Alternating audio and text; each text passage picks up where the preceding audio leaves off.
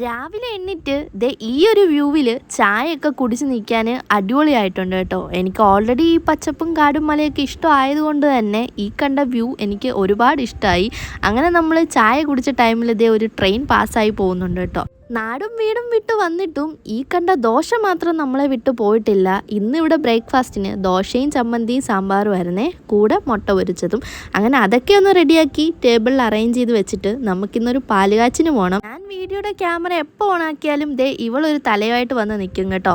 അങ്ങനെ നമ്മൾ റെഡിയായി ദേ പാലുകാച്ചിന് പോകാൻ ഇറങ്ങി. അങ്ങനെ നമ്മൾ വണ്ടിയൊക്കെ പിടിച്ച് ദേ നേരെ പാലുകാച്ച് വീട്ടിലോട്ടെ. അങ്ങനെ ഇവിടെ എത്തി ദേ ഈ കണ്ട സ്റ്റെപ്പ് കയറി വേണം മുകളിലെത്താൻ. അപ്പം ഇതാണ് ഫ്ലാറ്റ്. അപ്പം ഇതിൻ്റെ ഇൻറ്റീരിയറും ആ ഒരു ഫർണിച്ചറും ഒക്കെ അടിപൊളിയായിട്ടുണ്ട്. അങ്ങനെ അവിടെ കണ്ട മിററിലൊരു സെൽഫി എടുത്ത് അവിടുന്ന് കുടിക്കാൻ തന്ന വെള്ളവും കുടിച്ച് നേരെ ഒന്ന് വീടൊക്കെ ഒന്ന് ചുറ്റിക്കണ്ട് ഫുഡും കഴിച്ച് അവിടെ നിന്ന് ഇറങ്ങി. ഇനി നമുക്ക് റെയിൽവേ സ്റ്റേഷനിൽ പോയി അടുത്ത ട്രെയിൻ പിടിച്ച് വീട്ടിൽ പോവാം. അപ്പോൾ ശരി, പിന്നെ